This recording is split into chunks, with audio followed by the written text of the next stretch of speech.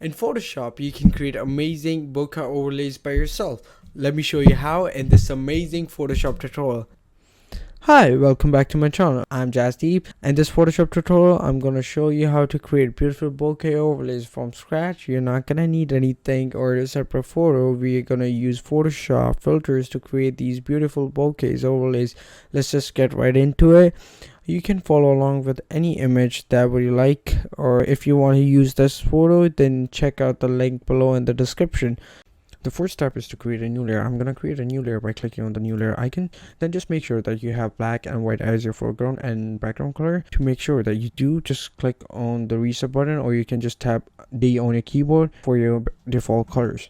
Then you fill it with black. Black is your foreground color, so you just need to hold Alt and backspace on Windows, and it's Option and Delete on Mac.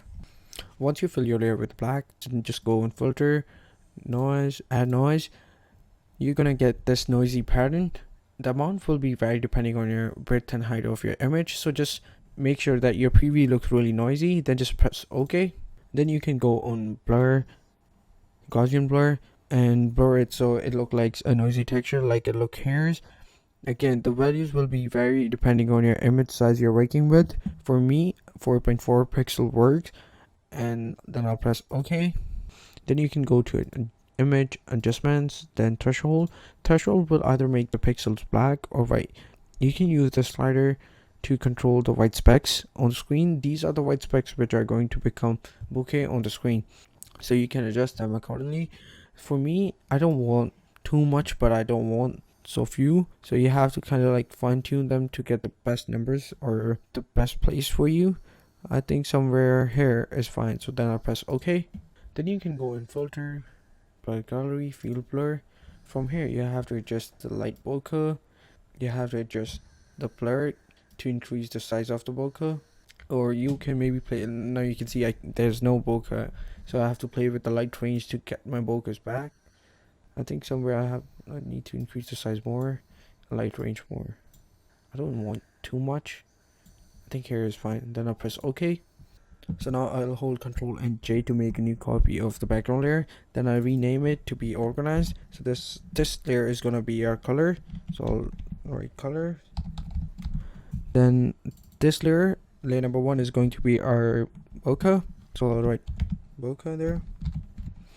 So now I'll drag the color layer above the bokeh. Now I'm gonna press Ctrl Alt and G to clip the color layer to the bokeh layer. So what's it's gonna do, if we make changes to the color layer, it's gonna be the same for the bokeh layer. So now we have to go on the filter, blur, Gaussian blur. So now we have to do a blur, so we just remove all the texture, we just get the colors.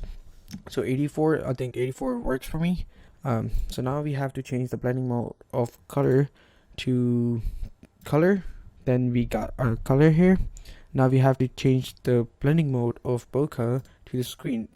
So we changed the blending mode to screen because we already made the bokeh layer to black, and white things in the screen, white things are going to be the showing up, and black things are going to be the hidden.